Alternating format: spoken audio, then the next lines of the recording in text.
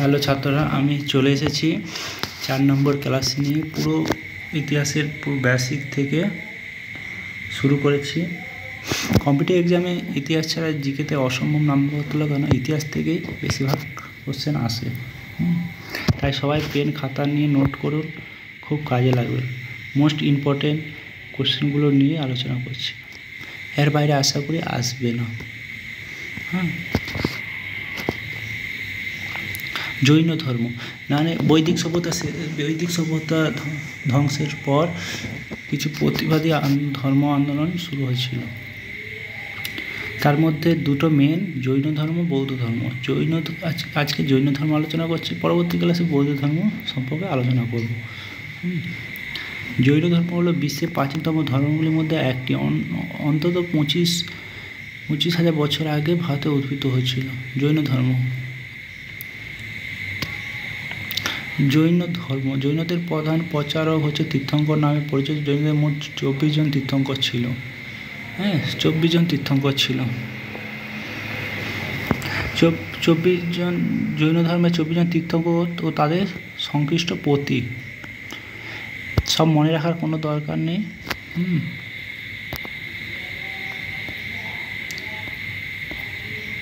সব মনে রাখা। এই ঋষভ না, উপরে ষাঁড়, ঋষভ না ষাঁড়, এটা মনে রাখবেন।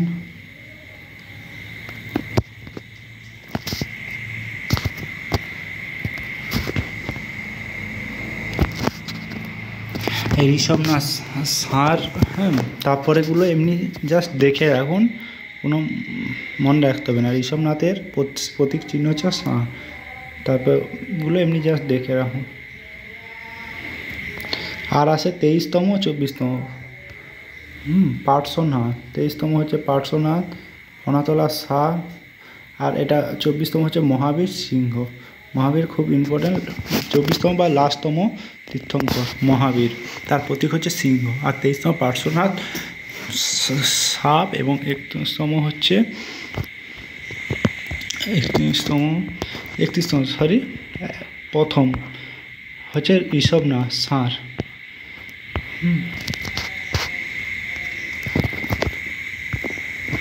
আমাদের মহাবীর ছিলেন জৈন ধর্মের 24তম বা শেষ তীর্থঙ্কর। মহাবীরের বাল্য নাম হচ্ছে বর্ধমান। তার জন্ম 599 খ্রিস্টাব্দে, কারো মধ্যে 540 খ্রিস্টাব্দে বৈশালী গ্রামে, কুন্দ গ্রামে।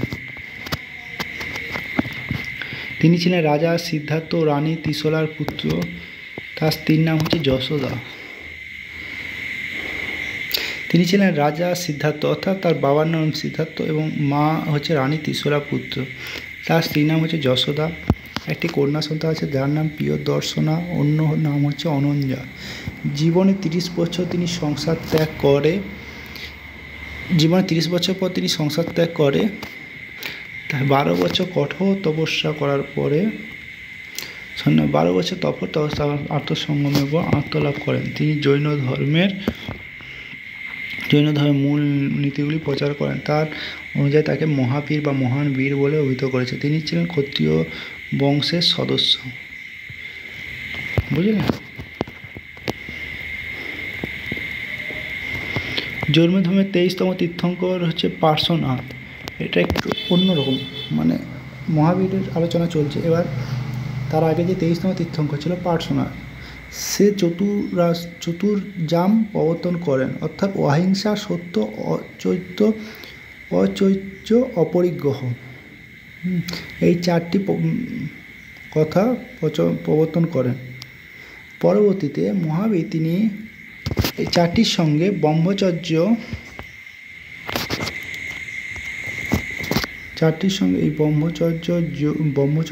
যোগ করে পঞ্চব্রত প্রচার করে। পঞ্চব্রত পরীক্ষা আসে, পঞ্চব্রতকে প্রচার করে মহাবীর। আর চতুর্জাম প্রবর্তন করেন 23তম তীর্থঙ্কর পার্শ্বনাথ। চতুর্জামে কি আছে? অহিংসা, সত্য, অচর্য, অপরিগ্রহ। আর এই আছে অহিংসা, সত্য, অচর্য, অপরিগ্রহ থাকবে, তার সঙ্গে হবে ব্রহ্মচর্য।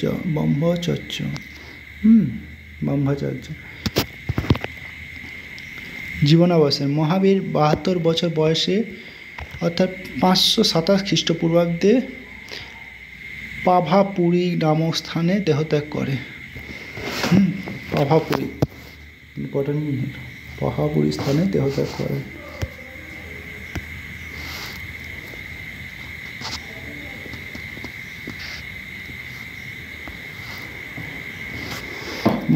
এবার ওই সময় কি বলে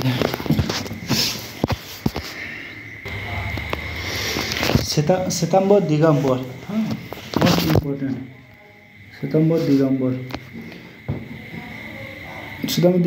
চন্দ্রগুপ্ত মৌর্যের শাসনে শেষ দিকে এক ভয়ানক দুর্ভিক্ষ হয়। সেই টাইমে অনেক জৈন সন্ন্যাসী উত্তর পূর্ব ভারত থেকে দাক্ষিণাত্যে চলে যায়। এই চলে যাওয়া থেকে জৈনদের মধ্যে দুই ভাগে ভাগ হয়।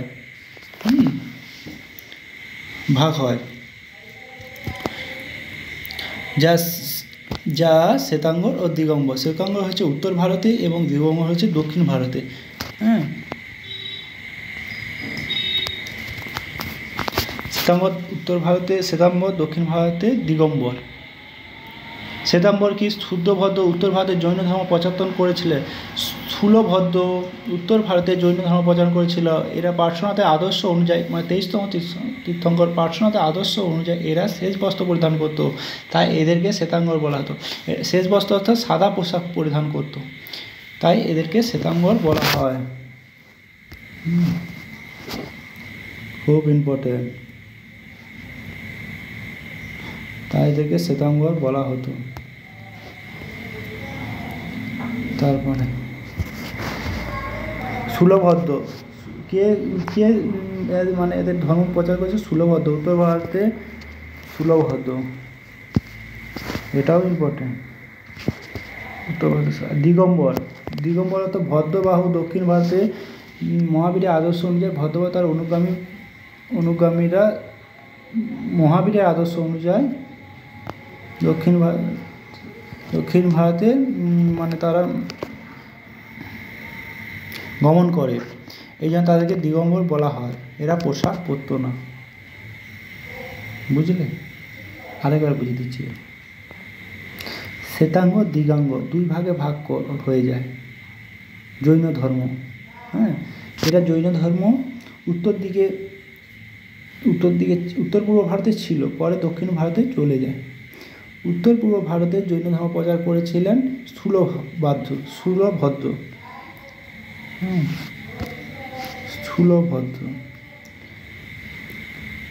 এরা পার্শ্বনাথের আদর্শ অনুসারে, অর্থাৎ 23তম তীর্থঙ্কর যে পার্শ্বনাথ, তার আদর্শ অনুযায়ী এরা শেষ বস্ত্র পরিধান করতো, অর্থাৎ সাদা পোশাক পরিধান করতো।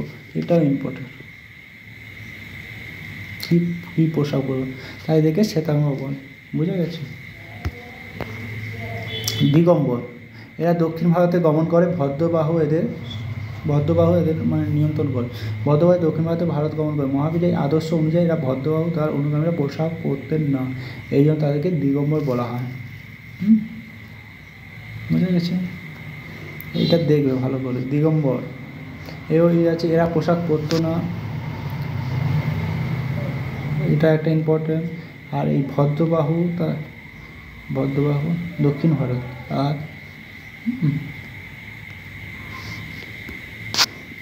তারপরে WBCS 2021 এসেছে। কোন রাজবংশের শাসক জৈন ধর্মের দীক্ষা নিয়েছিল? হ্যাঁ, এটা হচ্ছে চালুক্য বংশ। কোন রাজবংশের শাসক জৈন ধর্মের দীক্ষা নিয়েছিল? চালুক্য রাজবংশের শাসক জৈন ধর্মের দীক্ষা নিয়েছিল। থ্যাংক ইউ, সবাই মন দিয়ে পড়ুন। আর পরের ক্লাস হচ্ছে বৌদ্ধ ধর্ম নিয়ে ক্লাস নিয়ে আসছি। ভালো লাগলে কমেন্ট করুন, সাবস্ক্রাইব করুন। Thank you.